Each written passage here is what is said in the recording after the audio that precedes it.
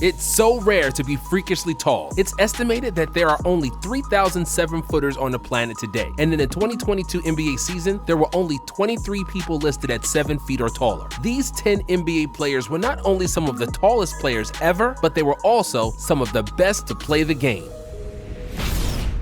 Number 10, Artis Gilmore.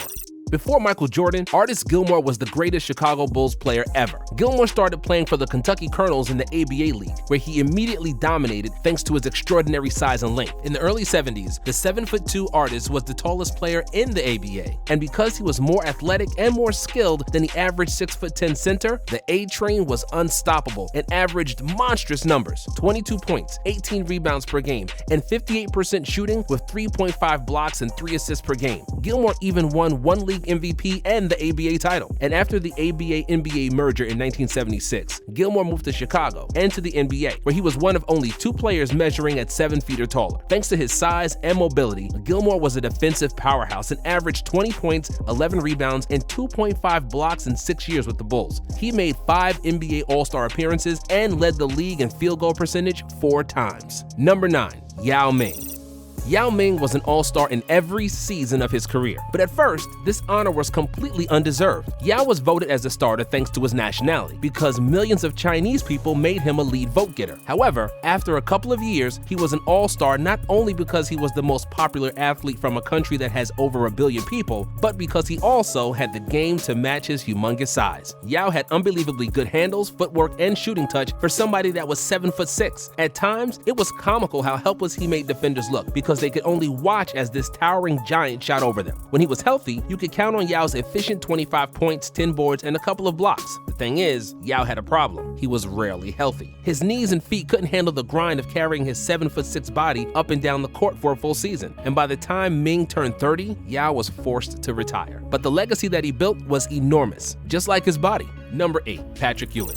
The Knicks are one of the 3 oldest NBA franchises, but in their 75-year-old history, they only had 2 truly dominant big men. The first was 6'10" Willis Reed, who helped the Knicks win 2 championships in the 70s. The second was Patrick Ewing, a 7-foot, 260-pound Jamaican giant, who, lucky for the Knicks, was also athletic and had an 8-foot wingspan and owning one of the longest hands in NBA history. The Knickerbockers made the playoffs every year from 1988 until 2000 with Ewing as their leader, with classic playoff battles against Jordan's Bulls, Reggie Miller's Pacers, and Alonzo Mourning's Miami Heat. Ewing even went as far as taking the Knicks to the finals in 1994 and 1999, but Olajuwon and Tim Duncan proved to be just a hair better than Pat and the Knicks. Even though he retired without a ring, Ewing's career averages of 21 points, 10 rebounds, and 2.5 blocks proves that he was one of the best centers to ever play. Number 7, Nikola Jokic. He used to be chubby, he's slow, and can't jump over a puddle of water. Still, Nikola Jokic is one of the best players to ever play basketball, with 2 NBA MVPs to show for it. The Serbian center is now without any doubt the best passing big man to ever play. Standing 7 feet tall, he can see the entire floor. It's spectacular to watch how he can manipulate defenses and find his teammates in the tightest of spaces. In the past 5 seasons, the Joker is averaging over 7 assists per game, along with 22 points and 11 rebounds. On top of that, he's also a phenomenal shooter, and it's extremely tough to block him due to his height and 7'5" wingspan. With his supreme basketball IQ, ridiculous efficiency, toughness, and improved defense, he'll surely end up as one of the best European players and one of the best 7-footers ever. Number 6, David Robinson.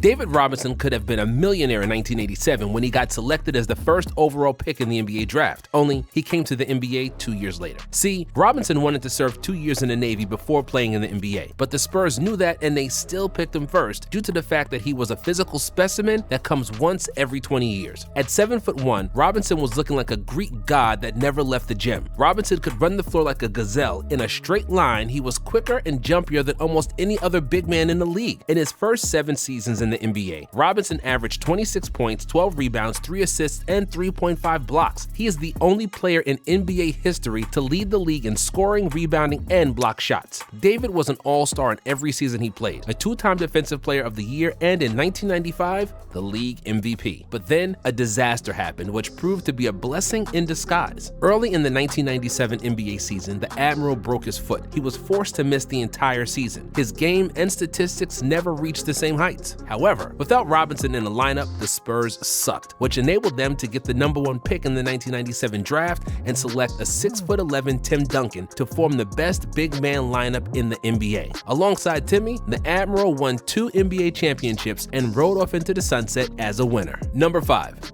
Dirk Nowitzki. Tony Kukoc was the first European who showed the NBA how deadly it can be when a power forward can handle the ball and shoot it from the outside. And then came Dirk Nowitzki, who displayed those same skills but was also 7 foot tall. The NBA had never before seen a 7-footer shoot like Dirk. His offense was revolutionary. It was ahead of its time, and most importantly, it was super effective.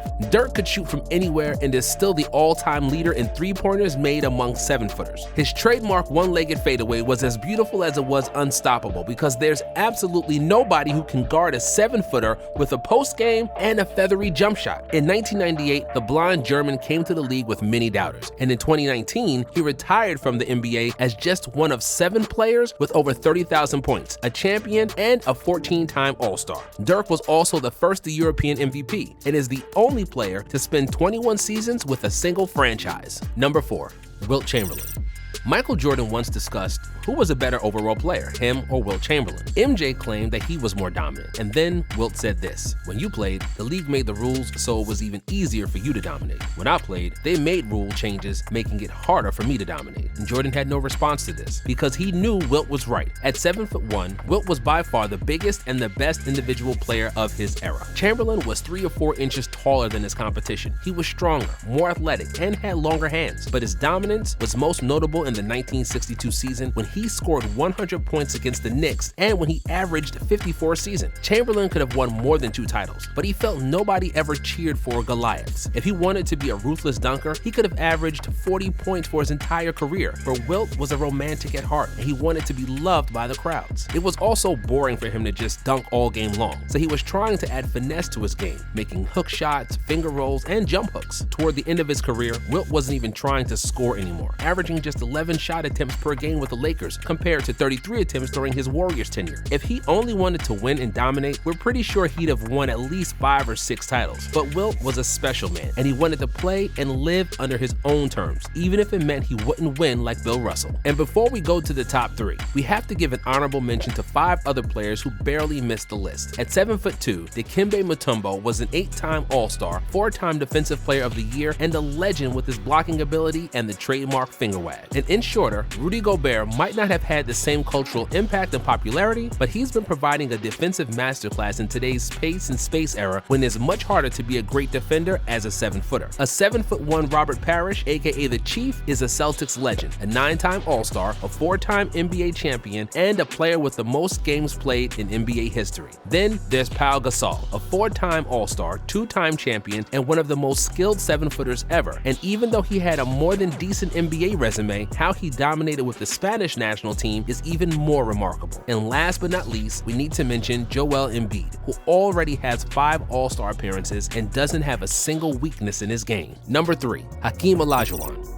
Among all 7-footers who ever played, nobody moved quite like Hakeem. Olajuwon played soccer all his life, and he first touched the basketball at the age of 17. When he got to college in America, Olajuwon didn't know anything about basketball, which turned out to be a big advantage. Hakeem didn't know that centers should play in the post with their back to the basket. He always liked the freedom that guards have with the ball, so he developed his game more like a guard. His soccer background and obsession with dribbling made Hakeem into a 7-footer who moved like he was a 6'5" shooting guard. When he came to the NBA, Olajuwon could make turnaround jump shots and fadeaways like Jordan, along with traditional center moves like hook shots, pivots, and post-ups. His patented dream shake might be the most beautiful big man move ever. It couldn't be stopped, and there wasn't a center in the NBA who wasn't shaken at least once by the dream. While some other centers were only good either offensively or defensively, Olajuwon was great on both sides of the court. He was quick and mobile enough to cover off wings and guards, and yet strong and athletic enough to battle with behemoths in the post. Apart from his size, quickness, and athleticism,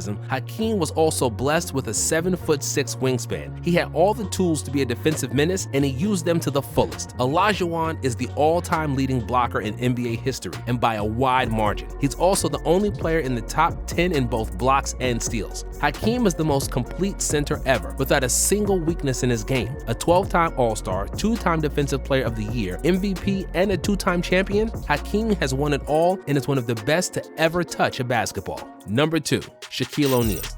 Kevin Garnett was once asked, what was it like to guard Shaq? And he said, it's like holding up a house wall that's falling on you. The morning after you played against Big Diesel, it always felt like you were in a fight. You were sore from head to toe. Nobody in NBA history was so agile at his size, and Shaq's combination of quickness and strength made him the most dominant player ever to play basketball. Shaq was built different, literally. Standing at 7'1", Shaq weighed 340 pounds in his prime, but moved like a ballet dancer. His size 22 feet served as perfect anchors for his big body and gave him balance. Long arms and enormous hands enabled ONeal to catch the rock like it was a tennis ball and not a basketball. There are only two other big men who had the same agility, athleticism, and bounce in their lower extremities as Shaq, and that's Charles Barkley and Zion Williamson. But those guys are about 6'6", and ONeal is 7'1". Shaq wasn't just a big body and athletic dunker. Even though he wasn't a good shooter, he had a variety of offensive moves, could turn around either shoulder, hit soft jump hooks, and layups in traffic. During the first 14 years of his career, Big Diesel averaged 26, 12, and 3, plus 2.5 blocks. Considering that he was rarely in perfect shape, those are some impressive numbers. If he had Kobe's Mamba mentality, ONeal had the size and skill to be the greatest player ever. But we're glad he did. He did it his way. He was funny, he was enjoying life outside of basketball, made rap songs, movies, and everything in between. And he still scored nearly 30,000 points, made 15 All-Star teams, and won 4 championships. Number 1, Kareem Abdul-Jabbar.